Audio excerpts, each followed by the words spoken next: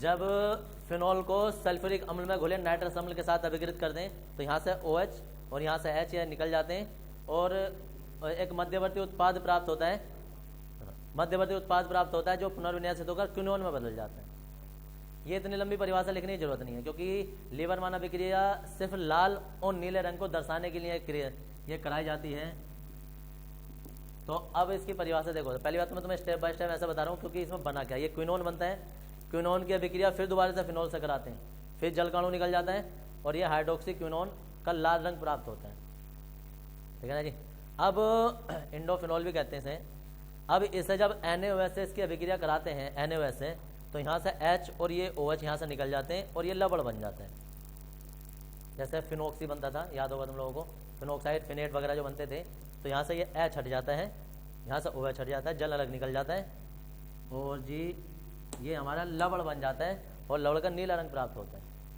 अब नाम क्या है उससे मतलब नहीं है, तुम्हें इतना लंबा नाम लिखने की जरूरत नहीं है, तुम्हें परिभाषा लिखनी कैसे, वो परिभाषा 2 लाइनों में आ जाती है। इतनी बड़ी अभिक्रिया की परिभाषा 2 लाइनों में क्या है कि जब फिनॉल को सल्फ्यूरिक अम्ल में घुले नाइट्रस अम्ल के साथ अभिकृत कराते हैं तो लाल रंग प्राप्त होता है, और जब इसे NaOH के साथ अभिकृत कराते हैं तो नीले रंग में परिवर्तित हो जाता है। यह अभिक्रिया लीवरमान अभिक्रिया कहलाती है। स्टेप बहुत सारे हैं, लेकिन परिभाषा हम यहाँ से डायरेक्ट ये वाली बोल रहे हैं और यहाँ से सीधी ये बोल रहे हैं, यही लिखनी है। बीच में क्विनोन वगैरह बनने और सब बताने की जरूरत नहीं है, वो डायरेक्ट ऐसे बनता है। बोलेंगे जब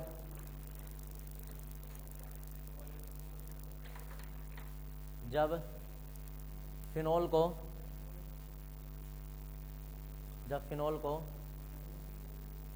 यहाँ रासायनिक गुण में चले, जब फिनॉल को सल्फ्यूरिक अम्ल में घुले, जब फिनॉल को सल्फ्यूरिक अम्ल में घुले नाइट्रस अम्ल, जब फिनॉल को सल्फ्यूरिक अम्ल में घुले नाइट्रस अम्ल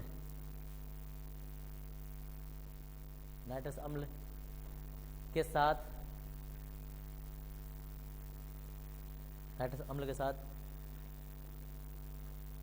अभिकृत करते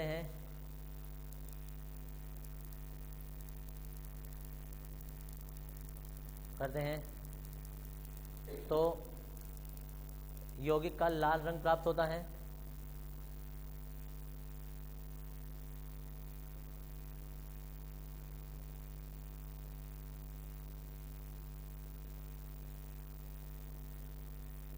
लाल रंग प्राप्त होता है जिसकी क्रिया NaOH से कराने पर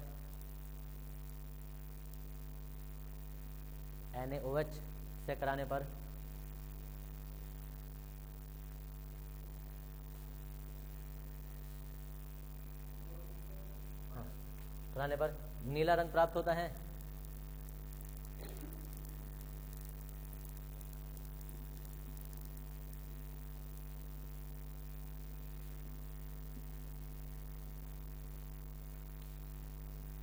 उतार लो जी अभिक्रिया पूरी, यह लीवर रुको प्राप्त होता है। यह अभिक्रिया लीवरमान अभिक्रिया कहलाती है। यह अभिक्रिया लीवरमान अभिक्रिया कहलाती है।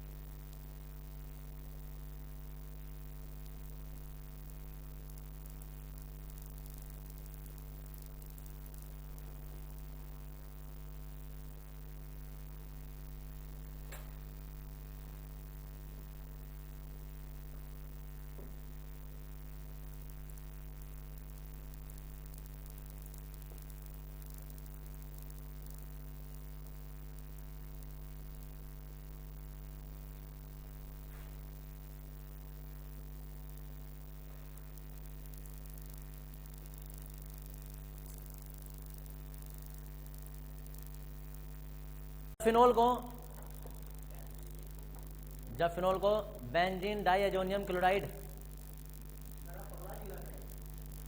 जब फिनॉल को बेंजीन डाइअजोनियम क्लोराइड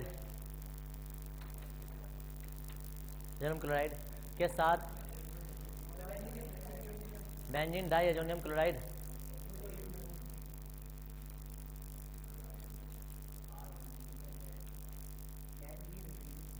जब बेंजीन को जब फिनोल को बेंजीन डाइएजोनियम क्लोराइड के साथ अभिकृत करते हैं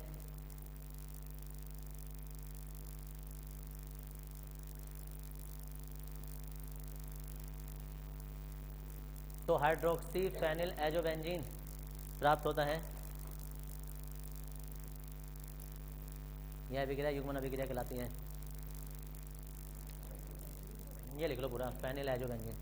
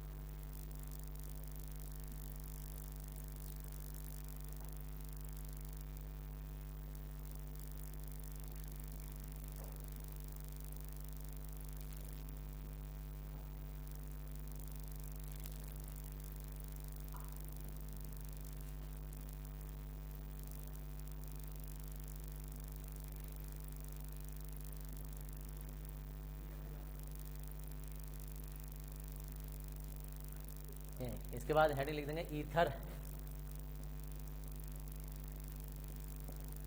रासायनिक गुण खत्म फिनोल के। उपयोग अगर लिखना आ जाए, पहली बात तो आएंगे नहीं, लेकिन अगर जो आ जाए तो जीवाणुनाशक होता है, कीटाणुनाशक मतलब कीटाणुनाशक होता है, दवाइयाँ बनाने में एस्पिरिन बनती है इससे, दवाई बनाने में जवारनाशक के रूप में। नहीं बना के लिख देना, फिनोल का कहाँ होता है यार यूज, फर्श वर्ष धोने में। फिनाइल का यूज ना करते हैं, ऐसे ना करते हैं क्या? अच्छा, फर्श धोने में काम ही है ना, लेडी वाले दुकान है तो इसकी वो हर सही चीज़ें वही समझ मांगी। इसमें इसकी कोई गलती नहीं,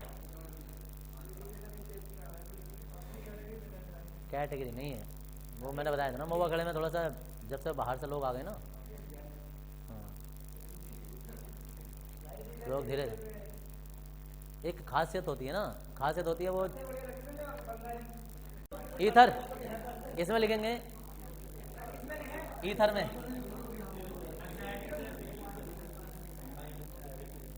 जब किसी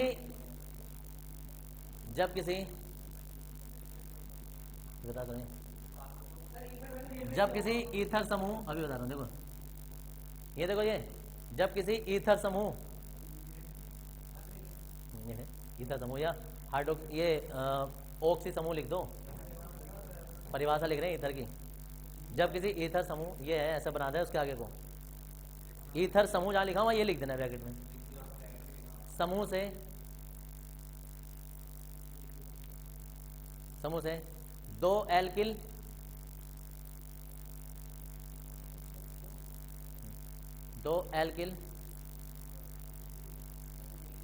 या दो एरिल, एरिल मतलब बेंजीन वाले, दो एल्किल या दो एरिल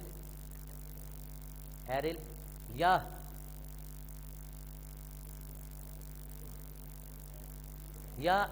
एक एल्किल और एक एरिल समूह,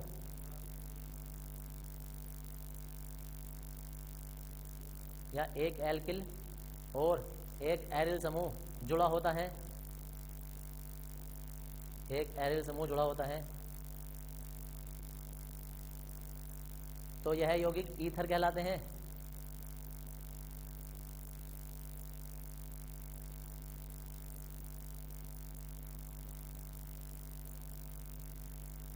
तो यह यौगिक ईथर कहलाते हैं।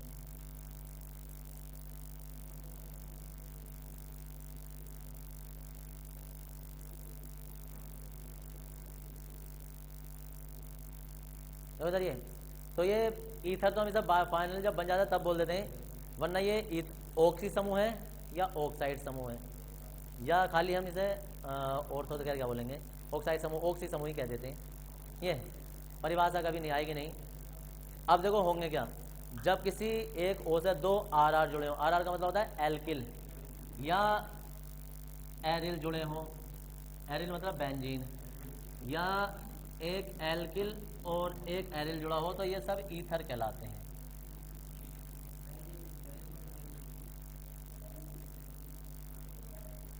ईथर कहलाते हैं। अब ईथर का नाम हम ऐसे लिख देंगे जैसे CH3 ओ CH3 या C6H5 ओ C6H5 या CH3O और C6H5।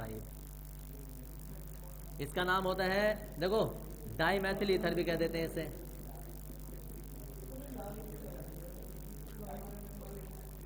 और डाई मैथिल ईथर भी कह देते हैं इसे, क्योंकि दो मैथिल है, ईथर समूह लास्ट में जुड़ जाता है, ये साधारण नाम हो गया। और IUPAC नाम में एक बार तो किसी ऑक्सी के साथ ले जाओ इसे, और एक को मतलब छोटी से छोटी चैन को ऑक्सीजन के साथ रख देते हैं, बड़ी चैन का IUPAC नाम लिखते हैं, इसमें तो दोनों बराबर हैं। इसे लिख देंगे मैथोक्सी मैथेन। अब इसमें ये हमारे पास बेंजीन बेंजीन समूह होता है, तो इसे कहते हैं डाईफेनिल ईथर। डाईबेंजीन नहीं कहते हैं, डाईफेनिल कहते हैं, जब इसका नाम वैसा बोलना होता है हमें तो डाईफेनिल ईथर। और इसे कहते हैं मैथिल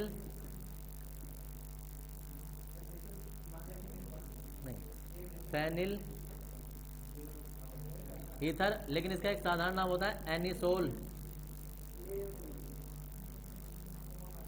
एनिसोल। अब देखो इसमें CH3 CH2 ये नाम हो जाए तो ऑक्सीजन से इधर लंबी चैन ये है, छोटी चैन ये है, तो इसका तो हम ऑक्सी लगा देंगे, इसका IUPAC नाम करेंगे। जैसे ऐसा समझ, जैसे क्लोरीन ब्रोमीन लगे होते हैं ना, जैसे क्लोरीन ब्रोमीन ऐसे करके इससे लगे होते हैं, तो ऐसे ये क्या मैथेन है, ऑक्सी लगे हुए तो मैथोक्सी हो गया। मैथोक्सी कौन से पे, पहले नंबर पे, और इसका क्या आ जाएगा 3 कार्बन के लिए प्रोपेन, मैथोक्सी प्रोपेन हो जाता है। इसका काम सिर्फ इतना है, सिर्फ ये क्रियात्मक समूह का काम करता है, जैसे कि CH3 CH2 CH2OH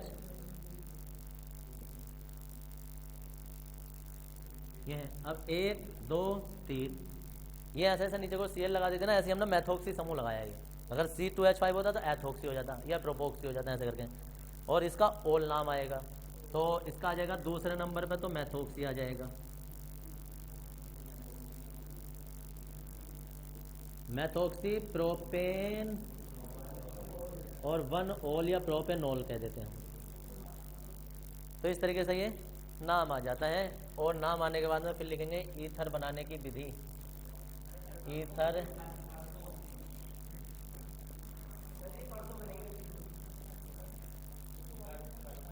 नहीं, देखो सर ईथर बनाने की विधियां, और ईथर बनाने की विधियों में ना एक अभिक्रिया लिखोगे तुम, विलियम संश्लेषण,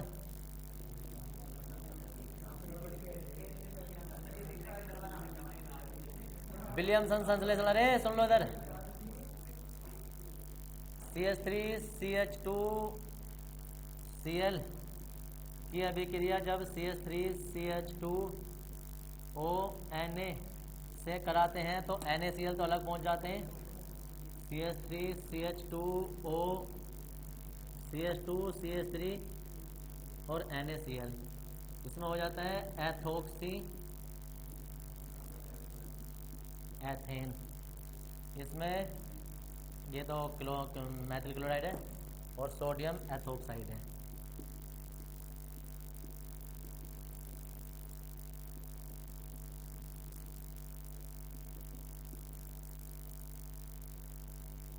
सोडियम एथोक्साइड, ये पहली विधि आ गई।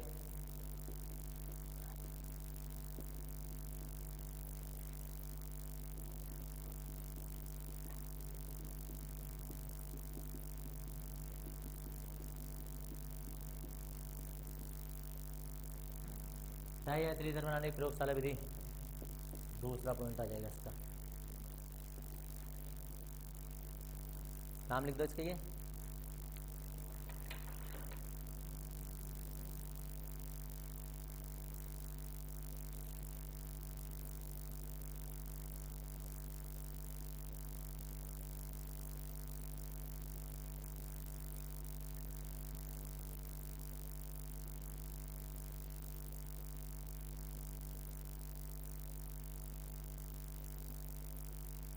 इसमें ना एक परिभाषा में रीअरेंज करो यार, वो परिभाषा सही नहीं बैठेगी। सबसे पहले परिभाषा लिखी थी ईथर की, जब किसी ईथर समूह से, तो उस ईथर शब्द की जगह ना तुम लिखो ऑक्सी समूह से, जब किसी ऑक्सी समूह से, क्योंकि ईथर समूह से जुड़ के ईथर नहीं कहते हैं, ऑक्सी समूह से जुड़े एल्किल या एरिल को ईथर कहेंगे।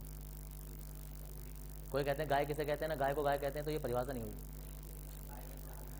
ईथर किसे कहते हैं है ना, ईथर से जुड़े समूह को ईथर कहते हैं, ये परिभाषा नहीं हुई। ऑक्सी समूह से जुड़े एल्किल को इन्हें ईथर कहते हैं, ये परिभाषा नहीं।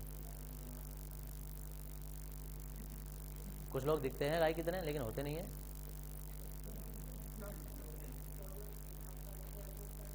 हाँ एल्कोक्साइड, उसमें फिर हम ये C2 CH3 CH2 नहीं लिखते, फिर हम R लिखते हैं। एल्केन होता तो एल्कोक्साइड होता, एल्केन होता ना तो एल्कोक्साइड होता। अभी हमने एथेन हम ओपन कर दिया, मैथेन होता तो मैथोक्साइड कह देते।